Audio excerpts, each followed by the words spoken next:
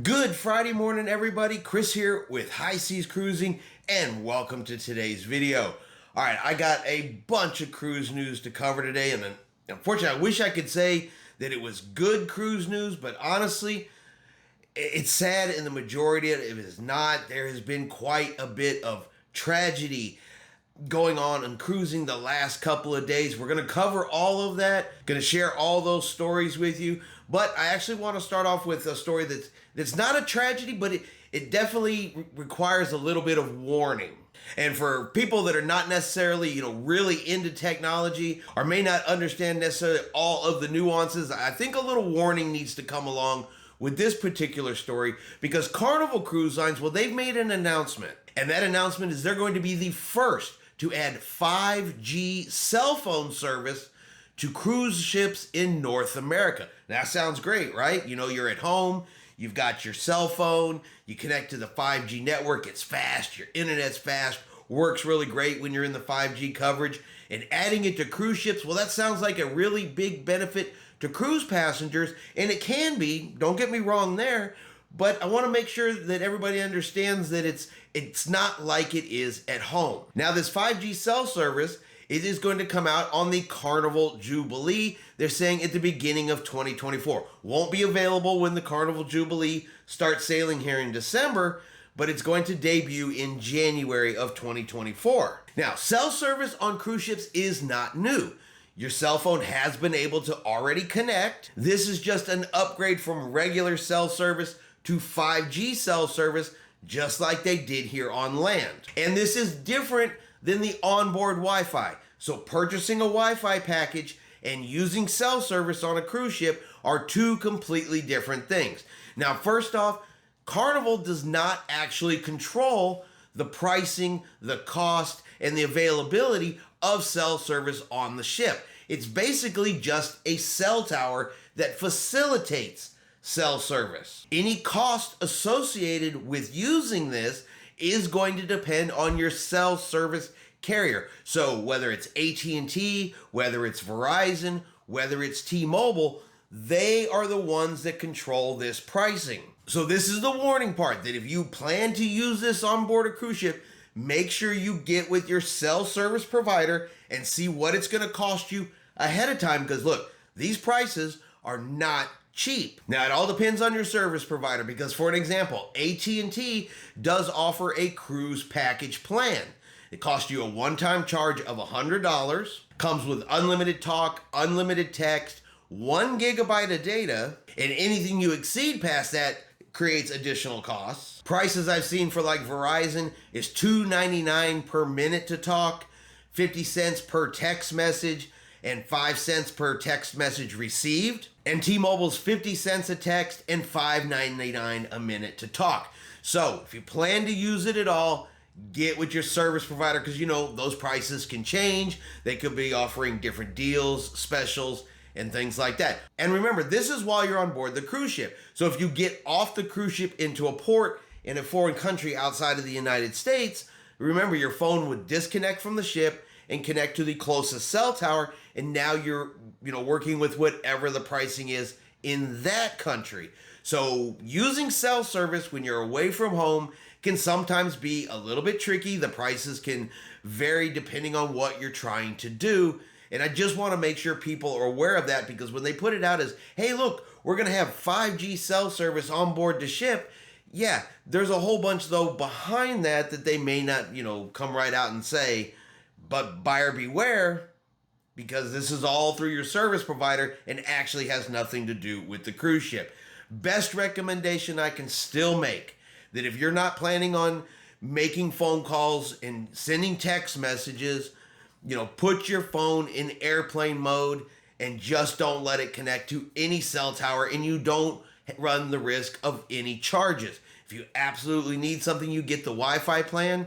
It is less expensive, and then you can do Wi-Fi calling, and you can always send text messages, even if you have to do it through like an app like the WhatsApp or something similar to that. At least that way you know what the cost is, and you don't have to worry about any extra charges. But that is just a recommendation. If you want to connect to the cell service, That's you. You do you like always. Just know that if you get that super high bill afterwards, though, Carnival's not going to help you with that. That's always going to have to go through your service provider. More bad news for the Carnival Panorama, which Carnival Panorama has already had to cancel 4 sailings due to engine problems. The engine problem has resulted in an emergency dry dock. They've got to take it in. They had to get it repaired, but they've now announced they've had to cancel 2 additional sailings over issues with the dry dock. All right, so the December 9th and the December 16th sailing on board the Carnival Panorama, they have now been canceled as well, and the ship is not expected to return to service until December the 23rd. According to Carnival Cruise Lines, there are limited dry dock facilities there along the West Coast that meet the requirements they need for the Carnival Panorama. It's a big Vista class ship, has certain technical requirements, certain size requirements, so it can't just pull into any old dry dock. There had to be one that was available that could handle a ship of that size. They were able to find one, but it's coming with a couple of restrictions. Now, the one they did find that's going to work for them is in Astoria, Oregon. The Carnival Panorama is currently headed there. However, in order to get the ship into the dry dock, they have to pass underneath a bridge. The ship is too tall to go underneath the bridge the way it is. So the solution is they're going to remove the funnel from the ship altogether. The whale tail's got to come off. Then they'll be able to get the ship underneath the bridge into the dry dock, do the repairs. Once the repairs are done, they have to go back underneath the bridge and then put the whale tail back on the ship. So that's going to be a total of 6 sailings canceled for the Carnival Panorama. And hopefully this just finally fixes the engine problems and we don't hear about this issue out of the ship again. Now, passengers booked on those 2 sailings will receive a 100% refund of anything booked through Carnival Cruise Line. So cruise fare, port fees, taxes, shore excursions, drink package, all of that will be automatically refunded. Reimbursement of air travel up to $200 per guest. That's going to require, though, documentation to show that it wasn't refunded or reimbursed by the airlines or insurance first, and a 50% future cruise credit for those cancellations. And like I said, hopefully this is going to finally solve the problems for the Carnival Panorama. Now we're going to get into the sad and unfortunate stories, because we now have our 13th person who's gone overboard from a cruise ship so far this year. This time it was off of the Carnival Glory in the Gulf of Mexico. And according to Carnival Cruise Lines, after viewing the security footage, it appears that this individual jumped purposely from the ship. So a 28-year-old man from Louisiana, his family reported him missing early Monday morning on board the Carnival Glory. They said that he hadn't been seen in several hours, which began a search of the ship and the surrounding waters. The Coast Guard was notified and did launch search and rescue operations. However, by this particular time, they weren't exactly sure and didn't have information as to where he may have gone overboard. Okay, so kind of put the search area about 200 miles that they had to look for him. Now, Monday evening, the weather picked up. They ended up with high winds and high waves, and that forced the Coast Guard to halt the search and rescue. They had to postpone it and weren't able to pick it back up until Tuesday morning. Now, Carnival Cruise Line, well, they released the following statement about the incident. It says the Carnival Glory security team has confirmed that after multiple reviews of the shipboard surveillance video, it appears that the guest reported missing on Monday jumped from the ship's deck 4 at approximately 1:40 a.m. on Monday, November the 13th. He can be seen climbing on a lifeboat and jumping from there. Only on Tuesday were we advised of the possibility of him wearing a different shirt, which allowed our security team to change the profile of the guest as we searched the onboard video.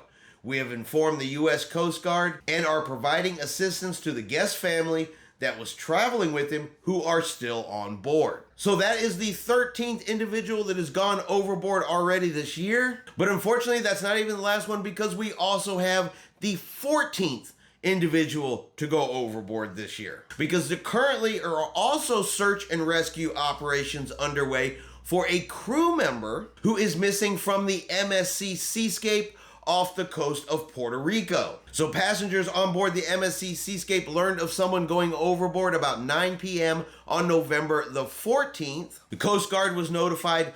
Search and rescue operations are underway. The MSC Seascape stayed in the area for about 4 hours assisting in the search before it was released by the Coast Guard. And at this time, the information is very, very limited about the crew member. They believe it was somebody from hotel operations, but not a whole lot is known beyond that. Now, for both of these individuals' families, our hopes, our thoughts, our prayers go out to their family members, because honestly, I can't imagine what they are going through. And finally, we have tragedy in the Nassau Bahamas when a tour boat out on an excursion, it sank and resulted in the loss of one passenger's life. All right, so cruise passengers were on the Blue Lagoon excursion. It's kind of like a double-decker type boat. They said a large wave came in, the boat began to take on water and did cause it to sink. They're off the coast of Nassau. And this resulted in the death of a 75-year-old woman, but they're not saying exactly what the cause of death was. Now, Blue Lagoon Island has released a statement saying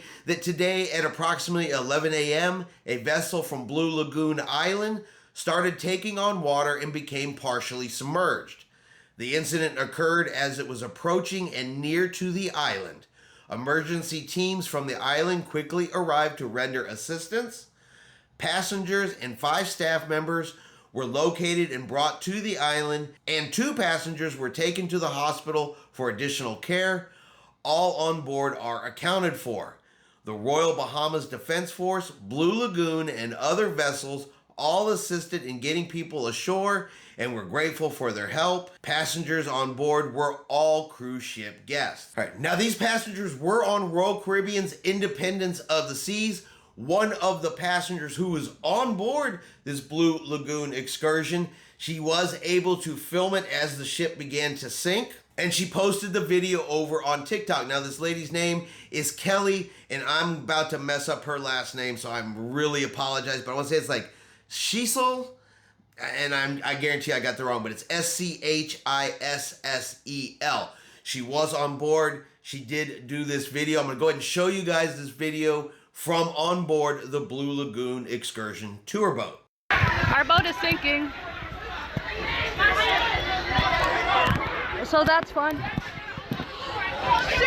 So the boat was equipped with life jackets. People were putting on their life jackets, getting into the water to get away from it. Now they also said that where the boat was, the water was not super deep. It was only about 20 foot deep, so the boat did not submerge completely. It bottomed out on the bottom, and everybody was recovered from the incident. Well, like I said, one lady still has lost her life over this, but again, they have not released exactly what caused her loss of life, and no further information is available about the incident. You know, what's going to happen with this. I'm sure there's going to be more details that will come out later on about this, and what can be done in the future to prevent accidents like this from happening. So not a great week of cruise news. Not a great ending to the week. I would have much rather ended this week with a bunch of happy stories, with a bunch of good cruise news stories. But unfortunately this week, we've had to end with tragedies. And that's going to be our cruise news video for today.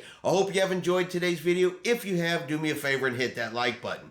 If you haven't done so yet, do me a favor and hit subscribe. It is free to do so. Helps our channel grow. Let you know anytime we put out a new video. Hope everyone out there is having a really great day. And like always, we will see you out on the high seas.